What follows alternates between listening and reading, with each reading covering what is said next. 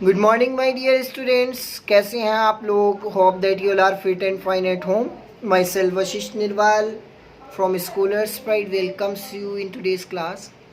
My dear student, today we are going to start our political science. आज हम अपनी political science शुरू करने वाले हैं, जिसको आप सिविक्स भी बोलते हैं। और the name of the book is social and political life part 2।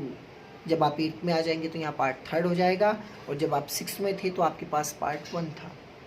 तो आइए बिना टाइम को वेस्ट किए हम अपना चैप्टर पढ़ते हैं। देखिए चैप्टर फर्स्ट हमारा आता है ऑन इक्विलिटी। देखिए नाम से पता चल रहा है इक्विलिटी मतलब समानता।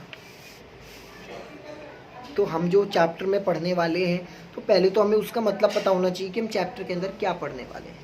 तो आज फर्स्ट पार्ट में मैं आपको सिर्फ और सिर्फ इक्विलिटी के बारे में बताऊंगा कि पहले क्या था और अब इक्विलिटी का मतलब क्या है। पहले इक्विलिटी थी तो किन के लिए थी और अब किन के लिए है। तो सिर्फ आज फर्स्ट पार्ट में मैं आपको इक्विलिटी के बारे में ही बताऊंगा। सो मेरा हर एक बच्चा बड़े ध्यान से सुनेगा। किसी को कोई डाउट होगा वो मुझे फ़ोन करके पूछ सकता है या मुझे व्हाट्सएप पे मैसेज कर सकता है। और जिन्होंने मेरा चैनल अभी तक सब्सक्राइब नहीं किया वो कृपया करके मेरे चैनल को लाइक करें, सब्सक्राइब करें, और साइड में एक रेड कलर का बेल आइकन है उसको ज़रूर प्रेस करें, ताकि आगे की वीडियोस की नोटिफिकेशंस आपकी स्क्रीन पर आपको टाइम टू टाइम मिलती रहे जब भी मैं वीडियोस अपलोड करूँगा। और मेरा व्हाट्सएप नंबर क्या होगा वो मैं आपको वीडियो के एंड में बताऊंगा, क्योंकि अभी आपको मैं बताने वाला हूँ बहुत ही interesting topic that is on equality के बारे में। आइए ऑन इक्विलिटी देखिए, बात करते हैं समानता की। अगर मैं सन 47 से पहले की बात करूं, जिस टाइम अंग्रेज़ों की हुकूमत थी, उस समय क्या हम लोग के पास इक्विलिटी थी? नहीं थी। हम लोगों के साथ बहुत भेदभाव किया जाता था हर चीज़ में। हम लोगों के साथ इक्विलिटी नहीं थी। हम लोगों को वोटिंग राइट्स नहीं था। वोटिंग राइट भी सिर्फ उन लोगों को था जो हाई क्लास के होते थे। हम लोगों के पास तो कुछ भी नहीं था। वी आर एम्प्टी वेसल्स, हम तो खाली बर्तन की तरह थे। जो उन्होंने भर दिया हम लोगों ने मान लिया, जो उन्होंने कह दिया वो हमने फॉलो कर ली। लगभग 150 साल अंग्रेज़ों की हुकूमत में हमें इक्वलिटी का मतलब ही नहीं पता था क्या था। लेकिन अब जब हमारा संविधान बना, और संविधान बन के कब तैयार हुआ? नवंबर 1949 में कॉन्स्टिट्यूशन। और कॉन्स्टिट्यूशन हमें कहता है, भारतीय संविधान हमें कहता है कि every one is equal in a country according to the law.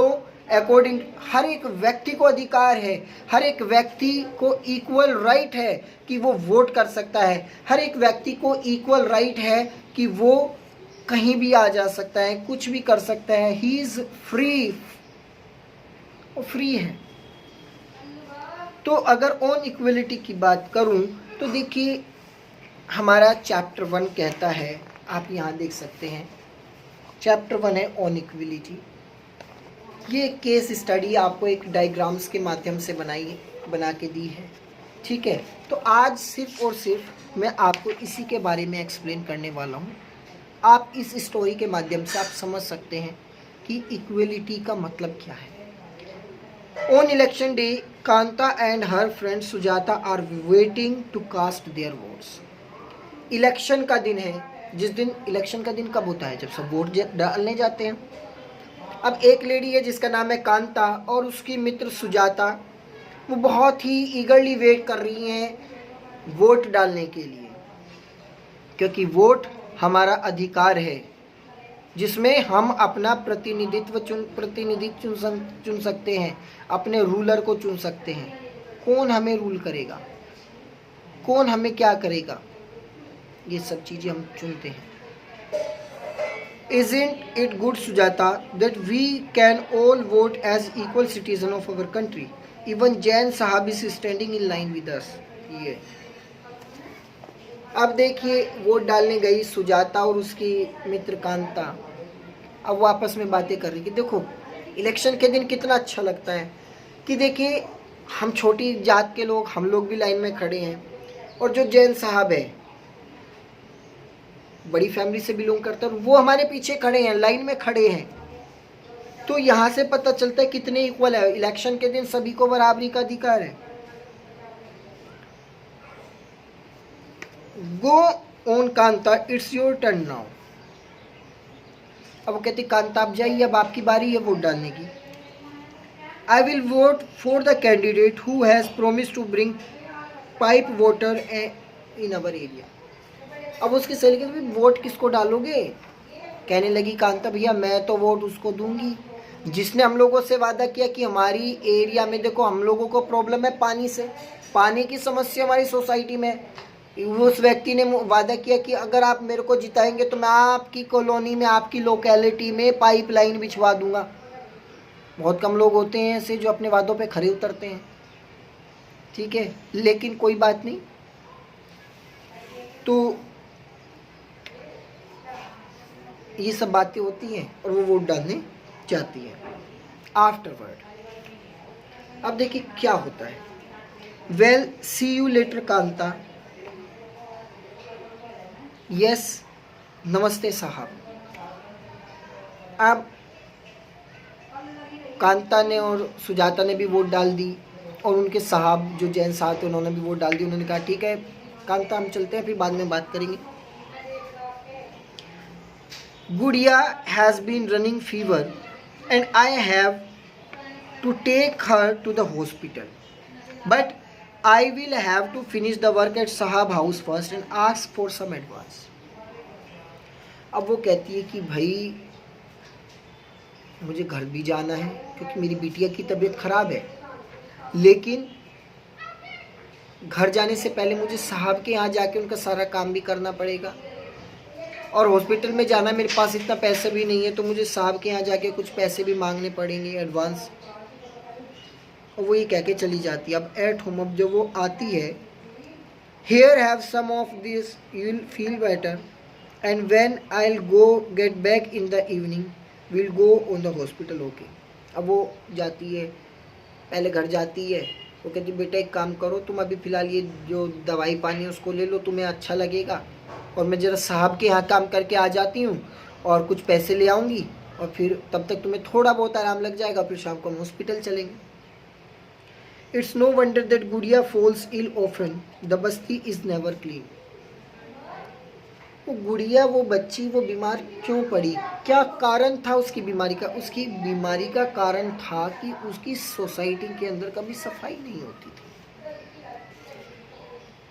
अब ये स्टोरी थी। अब इस पूरी स्टोरी से हमने चीज़ का कंक्लूजन लगाया कि वोटिंग वाले दिन तो सब इक्वल था, सब लोग लाइन में भी खड़े थे, सब कुछ था, लेकिन जिसके लिए अब ये वोट डालने गए उस व्यक्ति ने भी, या जिसकी उन्होंने पहले वोट डाली, उस व्यक्ति ने कभी उनकी सोसाइटी को भी क्लीन नहीं कराया, वो भी बड़ी गंदी रहती थी। तो जब कोई व्यक्ति हमसे वादा करके उस चीज़ पे हमें खरा ना उतरे, तो क्या हम नेक्स्ट टाइम उसको अपना कैंडिडेट चूज़ कर सकते, अपने लीडर चूज़ कर सकते? बिल्कुल भी नहीं। मैं हूँगा, मैं तो बिल्कुल भी नहीं करूँगा। तो देखिए वो इक्वल नहीं थे। देखिए उसने अपना अधिकार समझा कि मैं पहले वोट डालूंगी, वोट भी डाल के उसके बाद कि मैं साहब के घर पे जाके काम करूंगी, वो सब भी करेंगे। तो ये उन्होंने एक स्टोरी के माध्यम से बताया।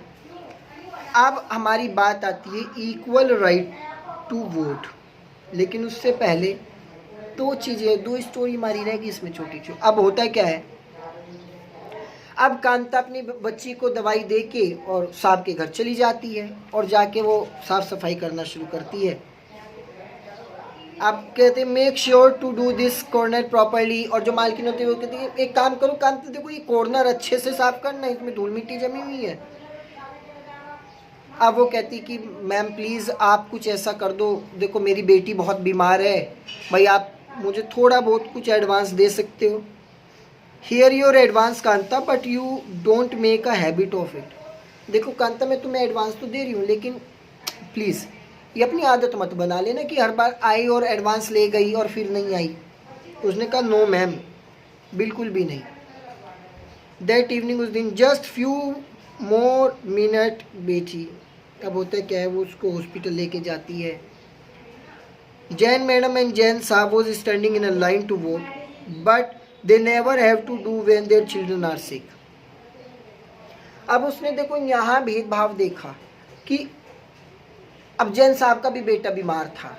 अब उसने क्या देखा कि जैन साहब वोटिंग के लिए तो लाइन में खड़े थे, अब जैन साहब का बेटा बीमार हो गया मेरे से बाद में, और जैन साहब मेरे से पहले अंदर चले गए और अपने बेटे को दिखा के भी लिया, और मैं अभी तक खड़ी हूँ।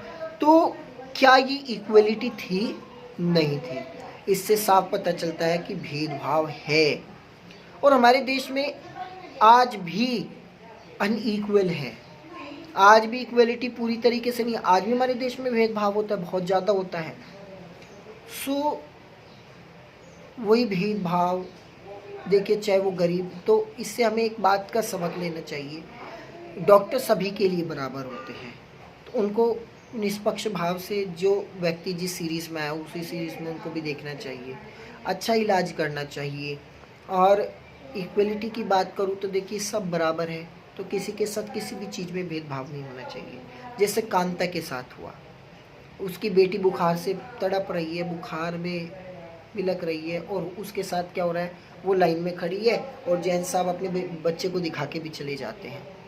तो अब हम जो ये हमने कुछ स्टोरी आपको बताई, अब हम जो नेक्स्ट टॉपिक है that is on everyone is having equal right to vote, और equal right to vote topic हम अपनी वीडियो के पार्ट 2 में करेंगे। So my dear student, that's all for today, thank you and have a nice day. और हाँ, जैसे मैंने आपको वीडियो की स्टार्टिंग में कहा था, I'll tell you my WhatsApp number. My WhatsApp number is 8279765371। आप मुझे कॉल कर सकते हैं, मेरे से चैप्टर से रिलेटेड कोई भी क्वेश्चंस आप पुट अप कर सकते हैं। जहाँ तक पढ़ाया है सिर्फ वहाँ तक, आगे का जब पढ़ाऊँगा तो आप वहाँ से रिलेटेड क्वेश्चंस पुट अप कर सकते हैं। और जिन्होंने अभी तक मेरे चैनल को लाइक नहीं किया वो लाइक करें, सब्सक्राइब जरूर करें, और जो साइड में एक रेड कलर का बेल आइकन होता है उसको ज़रूर प्रेस करें, ताकि वीडियो की अपडेटेड नोटिफिकेशंस आपकी स्क्रीन पे आपको मिलती रहे। Thank you and have a nice day.